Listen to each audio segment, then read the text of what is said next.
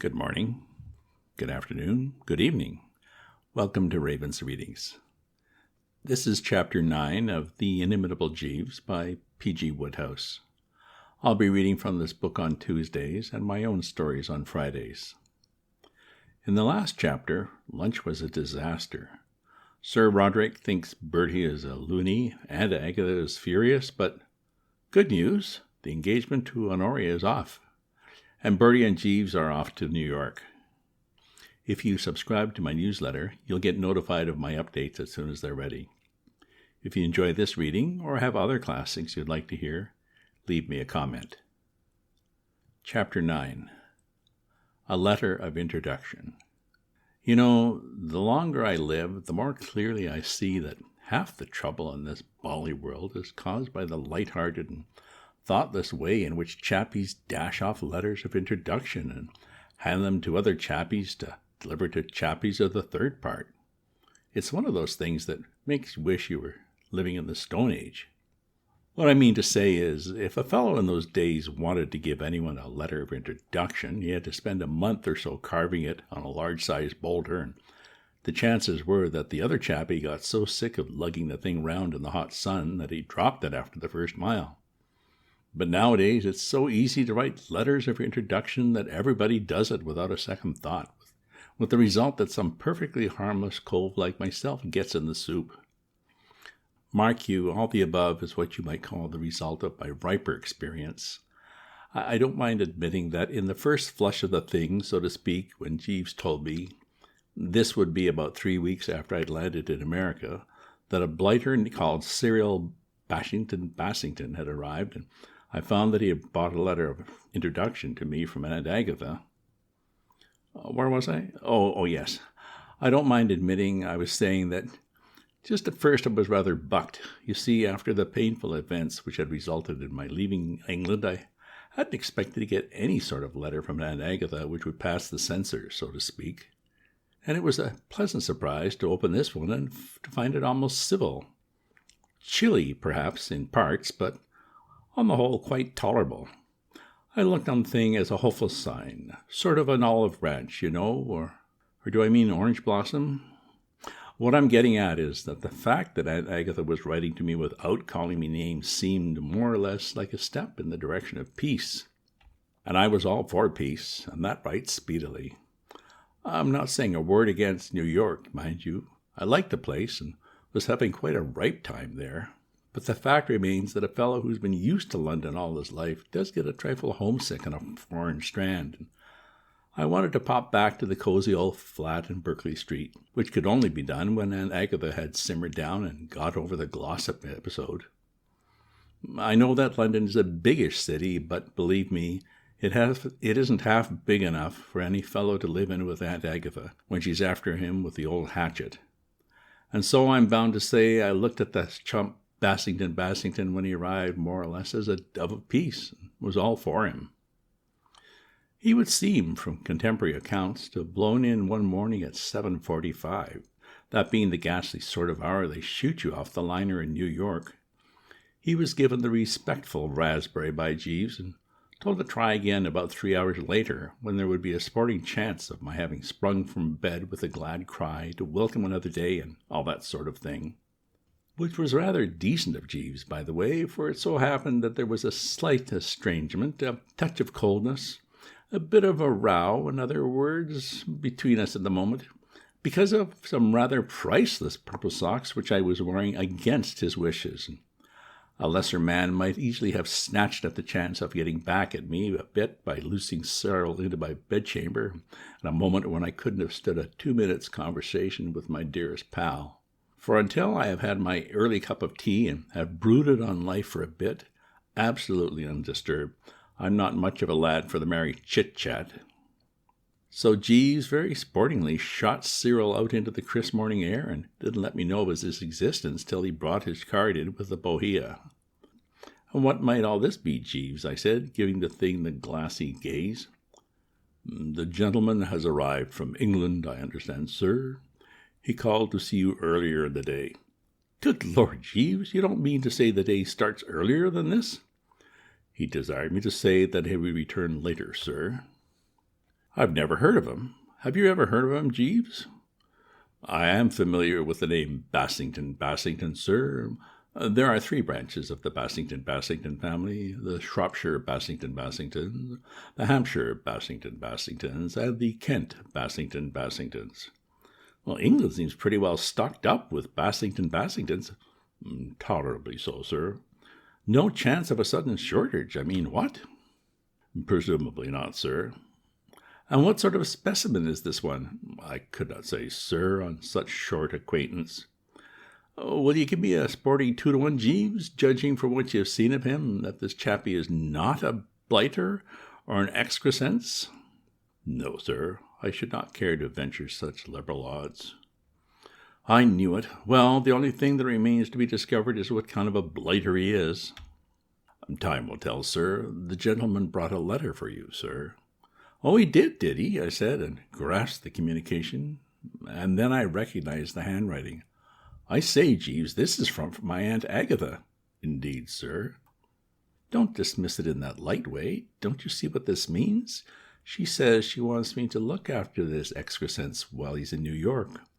By Jove, Jeeves, if I only fawn on him a bit, so that he sends back a favourable report to headquarters, I may yet be able to get back to England in time for Goodwood. Now is certainly the time for all good men to come to the aid of the party, Jeeves. We must rally round and cosset this cove in no uncertain manner.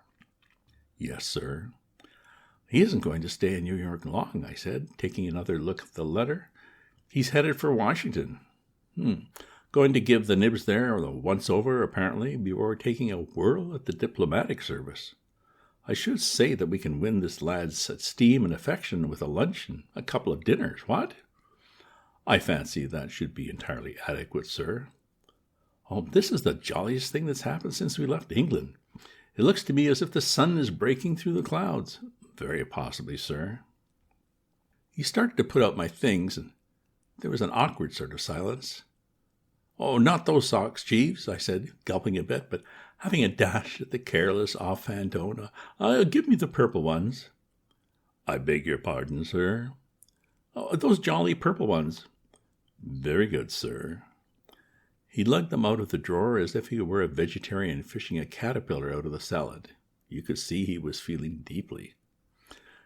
Deuced painful and all that, this sort of thing, but a chappie has got to insert himself every now and then. Absolutely. I was looking for Cyril to show up again any time after breakfast, but he didn't appear, so towards 1 o'clock I trickled out to the Lambs Club, where I had an appointment to feed the Worcester face with a cove of the name of Caffin I'd got pally with since my arrival. George Caffin, a fellow who wrote plays and whatnot. I'd made a lot of friends during my stay in New York, the city being crammed with bonhomous lads who one and all extended a welcoming hand to the stranger in their midst.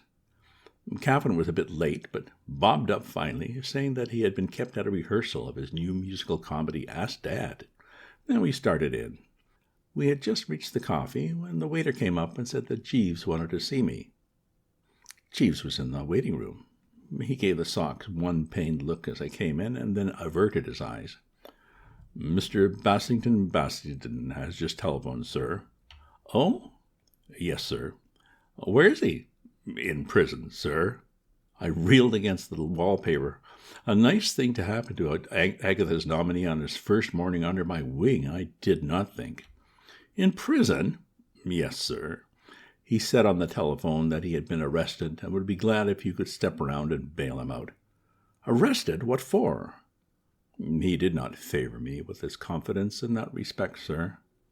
This is a bit thick, Jeeves. Precisely, sir. I collected old George, who very decently volunteered to stagger along with me, and we hopped into a taxi. We sat around at the police station for a bit on a wooden bench in a sort of anteroom, and presently a policeman appeared, leading in Cyril. Hello, I said. What? My experience is that a fellow never really looks his best just after he's come out of a cell. When I was up at Oxford, I used to have a regular job bailing out a pal of mine who never failed to get pinched every boat race night. He always looked like something that had been dug out by the roots. Cyril was in pretty much the same sort of shape. He had a black eye and a torn collar, and Altogether was nothing to write home about, especially if one was writing to Aunt Agatha. He was a thin, tall chappie with a lot of light hair and pale blue goggly eyes, which made him look like one of the rarer kinds of fish. "I got your message," I said. "Oh, are you Bertie Wooster?" "Absolutely," I said, "and this is my pal George Caffin. He writes plays and whatnot, don't you know?" We all shook hands, and the policeman, having retrieved a piece of chewing gum from the underside of a chair where he had parked it against a rainy day, went off into a corner and began to contemplate the infinite. "This is a rotten country," said Cyril. "Oh, I don't know, don't you know," I said. "We do our best," said George. "Old George is an American," I explained. "Writes plays, don't you know, and whatnot." "Of course I didn't invent the country," said George. "That was Columbus. But I shall be delighted to consider any improvements you may suggest and lay them before the proper authorities." "Well, why don't the policemen in New York dress properly?" said Cyril. George took a look at the chewing officer across the room. "I don't see anything missing," he said. "No, I mean to say, why don't they wear helmets like they do in London? Why do they look like postmen? It isn't fair on a fellow. It makes it dashed confusing. I was simply standing on the pavement looking at things when a fellow who looked like a postman prodded me in the ribs with a club. I didn't see why I should have postmen prodding me. Why the dickens should a fellow come 3,000 miles to be prodded by postmen?" "The point is well taken," said George. "What did you do?" "I gave him a shove, you know. I've got a frightfully hasty temper, you know. All the Bassingtons have got frightfully hasty tempers, don't you know? And then he biffed me in the eye and lugged me off to this beastly place. 'I'll fix it, old son,' I said, and I hauled out the bankroll and went off to open the negotiations, leaving Cyril to talk to George. I don't mind admitting that I was a bit perturbed. There were furrows in the old brow, and I had a kind of foreboding feeling.